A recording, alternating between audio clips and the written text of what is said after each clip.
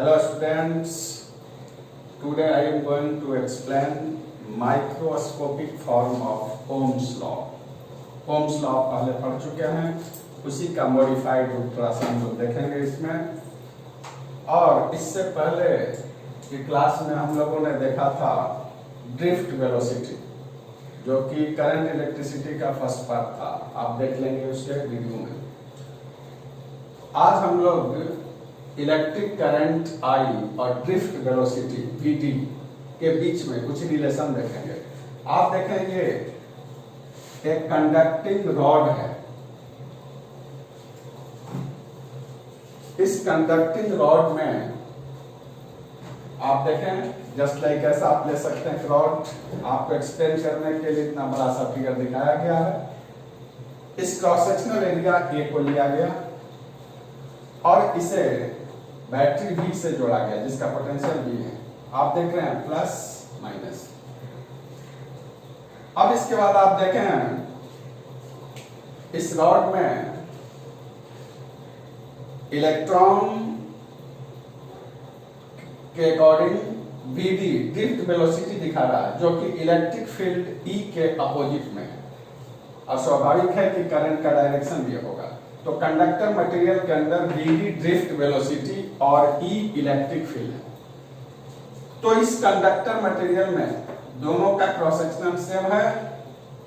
इस conductor material में हम लोग निकालेंगे number of free electrons in the conductor. ये क्या हो जाएगा? Equal to volume. जब फ्री इलेक्ट्रॉन के निकालेंगे तो volume of conducting rod into density। वॉल्यूम उसका ले लिया जाए कंडक्टिंग रॉड का, और डेंसिटी किसका? डेंसिटी तो इलेक्ट्रॉन का, इलेक्ट्रॉन डेंसिटी। तो इससे हमें निकल जाएगा number of free electrons in the conductor. तो वॉल्यूम के लिए हम लोग ले सकते हैं एरिया इनटू लेंथ, और इलेक्ट्रॉन डेंसिटी को आप मान लो n, ALN। हमने इलेक्ट्रॉन डेंसिटी को मान लिया n, small n, electron density हो गया। अब नेट चार्ज यदि हमें चाहिए, net charge Q equal to आप चाहें तो इसे ले सकते हैं NaLe। E इलेक्ट्रॉन का वैल्यू हो गया NaLe। अब आप देखें इससे इलेक्ट्रॉन को इतना डिस्टेंस L डिस्टेंस ट्रेवल करने में कितना टाइम लगेगा। तो उसके लिए हम लोग क्या करेंगे? तो आप नेक्स्ट देखेंगे time required to travel electron L distance, delta T हमने मान लिया टाइम। तो इसमें कितना समय लगेगा तो आप बड़े आसानी से निकाल सकते हैं L/Vd। वेलोसिटी हो गया ड्रिफ्ट वेलोसिटी Vd, और हम लोग जानते हैं time equal to distance upon velocity. तो डेल्टा T L/Vd। तो ये निकल गया इलेक्ट्रॉन को L डिस्टेंस ट्रेवल करने में लगा समय। इसके हेल्प से हम लोग चाहें तो करंट भी निकाल सकते हैं। Electric current I equal to charge upon time. Charge यहां पर है NaLe divided by Vd। Vd का मतलब सॉरी यहां पर टाइम हो गया L/Vd।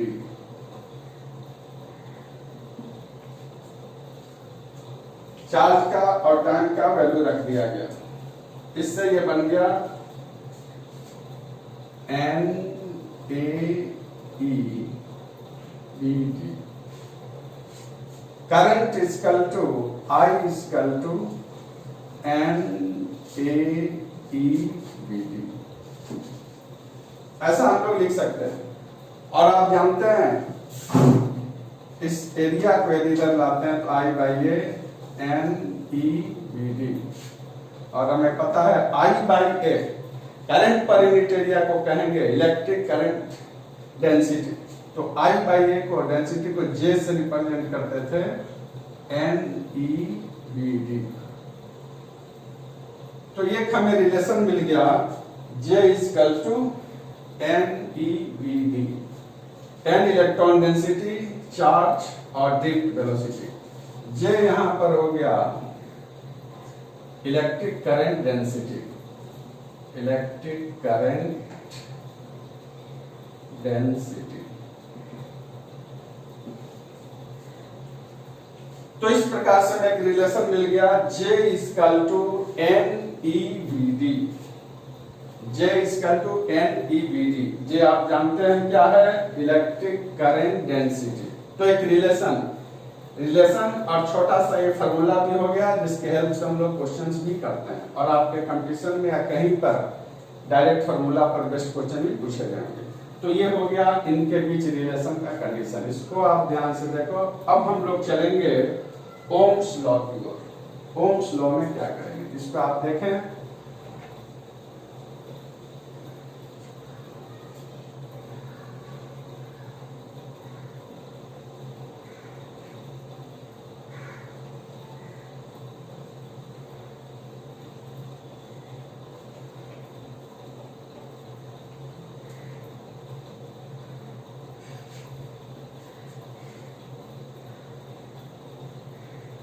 अब हम लोग देखेंगे ओम्स लॉ।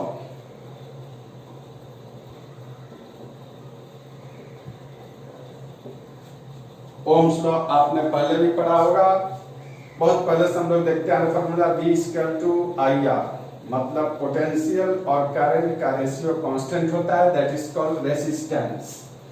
इस ओम्स लॉ को यहाँ पर हम लोग थोड़ा दूसरे रूप से चलेंगे, जैसा कि आपने अभी डिराइव किया J equal to N E B D, electric current density equal to J N E B D, ऐसा आप जानते हैं। और ड्रिफ्ट वेलोसिटी बराबर भी आप जानते हैं, हम लोग लास्ट क्लास में डिराइव किए थे, E tau by m। Drift velocity equal to E charge, electric field, tau, relaxation time, mass. इतना हम लोग डिराइव किए थे लास्ट में। तो ये इसको लेकर चलेंगे J बराबर एन ई बी डी बराबर इतना। अब इसके बाद हम क्या करेंगे, तो J equal to N E, इस बी डी का वैल्यू रख देंगे, ड्रिफ्ट वेलोसिटी का वैल्यू रख रहे हैं E टाउ बाई m, जिसको आप कह सकते हैं m E square tau E by m। ध्यान से देखिए, वैल्यू केवल पुट किया गया है इस प्रकार से। अब यहां पर इस टर्म को हम कांस्टेंट ले रहे हैं, N E square tau M E, इसको हमने मान लिया सिग्मा ई। तो J equal to sigma E, आप ध्यान से इसे देखें, सिग्मा इक्वल टू हमने माना N E square tau by m। ये टर्म एक्चुअली क्या है, तो इसको हम लोग कंडक्टिविटी कहेंगे। सिग्मा बराबर इतना ध्यान से देखिए, जिसको कहेंगे conductivity, conductivity of the conductor rod. इसके अकॉर्डिंग भी हम इसको चल रहे हैं, conductivity of the conductor rod. और आप देखें J equal to sigma, this one is called microscopic form of Ohm's law. Microscopic form of Ohm's law, J equal to sigma E। आप देख रहे हैं यहां पर, इसको ध्यान से आप देखो, microscopic form of Ohm's law. इसके बाद अब आप देखें, हम लोग जानते हैं इस फिगर से electric field E equal to जैसा कि आप जानते हैं potential by distance V by L from figure E equal to V by L और current density J equal to I by A। ये हम लोग जानते हैं।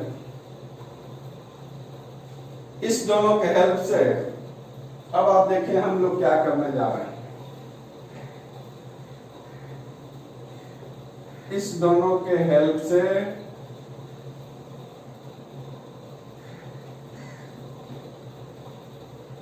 अगर हम लोग यहां पर आ जाएं, इसके हेल्प से J equal to sigma E आपने देखा था करंट डेंसिटी इस प्रकार से, जो कि microscopic form of Ohm's law. तो J equal to sigma E में J का मतलब I बाई A, अभी जस्ट आपने देखा, सिग्मा E का मतलब V बाई L। ध्यान से आप देखें।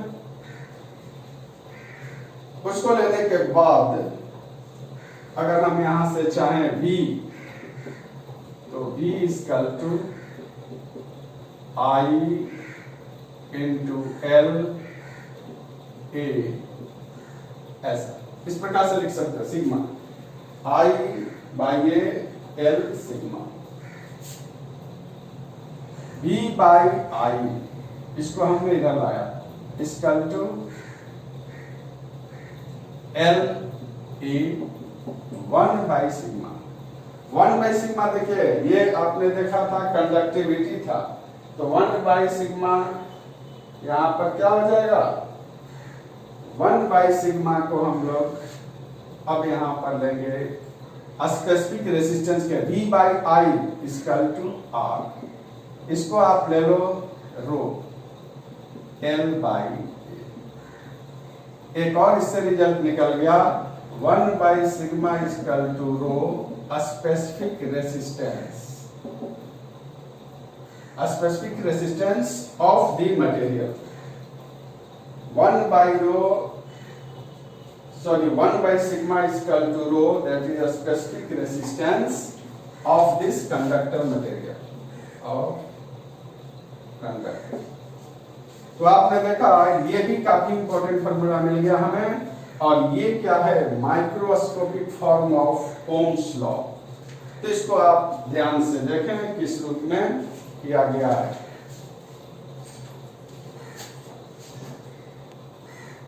अब इस पर बेस जैसा कि हम लोगों ने देखा एक formula R equal to rho L by A, काफी इंपॉर्टेंट फॉर्मूला है, इस पर हम लोग वर्क कर रहे हैं। अब आप देखो एक क्वेश्चन है, ये सर्कुलर डिस्क है सर्कुलर, जिसमें आप देख रहे हैं करंट का फ्लो कराया गया है यहाँ पर। अब आप देखें क्वेश्चन क्या है, calculate resistance of circular disc. इस सर्कुलर डिस्क का रेसिस्टेंस निकालना है, जिसका रेडियस है 0.5 मीटर और thickness 3.14 centimetre across its opposite faces, और स्पेसिफिक रेसिस्टेंस का वैल्यू दिया हुआ है। इस तरह के क्वेश्चन इसमें पूछे जाते हैं। देखो यहाँ पर ये थिकनेस दे रखा है, तो थिकनेस यहाँ पर किस रूप में काम करेगा, मान लिया जाए आप इसको देखो, अगर ये कोई बॉडी है और इधर से इसमें करंट पास कर रहा है, तो जो इसका थिकनेस होगा वो लेंथ का काम करेगा, और एरिया अकॉर्डिंग टू सिचुएशन लेना। तो यहाँ पर सर्कुलर डिस्क है तो एरिया हो जाएगा पाई आर स्क्वायर। अगर स्फेरिकल बॉडी होता तो एरिया 4 पाई आर स्क्वायर। तो यहाँ पर ये जो पास कर रहा है करंट, तो आप समझें कि गोलाकार है कुछ इस प्रकार से, तो ये थिकनेस को मानेंगे लेंथ, जब इधर से डायरेक्शन दिया है थिकनेस लेंथ हो जाएगा, स्पेसिफिक रेजिस्टेंस दिया है और एरिया पाई आर स्क्वायर। तो इस फॉर्मूला को यूज करेंगे, आप क्वेश्चन देख रहे हैं बोर्ड पर। अब इसे कैसे हम लोग सोल्व करेंगे, देखिए रेजिस्टेंस पूछा गया है आपसे, तो resistance is equal to rho 1.5 10 to the power -7 ohm metre है, कुछ चेंज करने की आवश्यकता नहीं है डाटा। लेंथ कौन सा हो गया, तो लेंथ जो है वो थिकनेस के बराबर हो गया। आप कहें ये थिकनेस मान लो dx, dx थिकनेस कितना है 3.14 सेंटीमीटर, जिसको आप बदल दोगे मीटर में 3.14 10⁻⁻² मीटर, क्योंकि हम लोग एसआई में काम कर रहे हैं और रेडियस 0.5 है, कोई दिक्कत नहीं। तो एरिया बराबर हो जाएगा πr²। ऐसा यूज करेंगे। एल के स्थान पर 3.14 10⁻⁻²।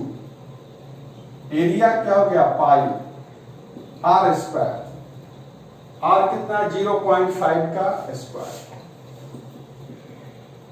अब आप यहां पर देखें 3.14 और पाई कैंसिल हो जाएगा, एक ही चीज हुआ। तो 1.5 इंटू 10⁻⁻² -2 और यहां पर नीचे में हो गया आपका 0.25 0.5 का स्क्वायर। आप देख रहे हो। इसके बाद अब क्या करेंगे हम लोग, इसे सोल्व कर दीजिए। 1.5 इंटू 10⁻⁻⁹ 0.25 का मतलब आप ऐसे लिख सकते हैं 100 4 1.5 इंटू 4 6 इंटू 10⁻⁻⁹। क्या है आप देख रहे हैं यहाँ पर रेजिस्टेंस निकाला गया है, मतलब डेफिनेटली ये ओम। ये आंसर हो गया। तो इस तरह के क्वेश्चन को करने में ऐसा वर्क करना है, थिकनेस और उस पर ध्यान देना है कि किस रूप में हम लोग वर्क करते हैं। जैसे मान लिया जाए कोई एक दूसरा मटेरियल आप देखो, अगर इस तरीके का रहता, अगर करंट इधर से पास करता, इस केस में लेंथ पूरा ये लिया जाता। यदि मान लिया जाए ऊपर से क्रॉस करता, तो ये जो थिकनेस होता वो लेंथ होता। फॉर एग्जांपल आप इस रेक्टेंगुलर बॉडी को देखो। इस रेक्टेंगुलर बॉडी में यदि करंट को हम लोग ऐसे ले रहे हैं, इस डायरेक्शन में करंट पास कर रहा है, तो ये थिकनेस इसका लेंथ बन जाएगा। ध्यान से देखें आप इस कंडीशन में। और यदि हम इस रूप में लें, अगर करंट इधर से क्रॉस करे अकॉर्डिंग टू लेंथ, तो इसमें लेंथ ये बन जाएगा। रेक्टेंगल का लेंथ एक्चुअल है वो बन जाएगा एल के स्थान पर, लेकिन ये कंडीशन में जब लेंगे तो लेंथ थिकनेस बन जाएगा। तो according to condition situation depend करता है लेंथ का वैल्यू। तो इस प्रकार से आपने देखा कि किस प्रकार से हम लोग microscopic form of Ohm's law को एक्सप्लेन किए और कैसे इस पर काम हो रहा है। तो इस प्रकार से आज के वीडियो में इतना ही। नेक्स्ट वीडियो में हम लोग फिर आगे देखेंगे, इससे आगे का टर्म। आप इस प्रकार से बने रहेंगे और हमारे वीडियो को सब्सक्राइब कर देंगे डेफिनेटली, तब आगे हम लोग मिलते रहेंगे। Good bye.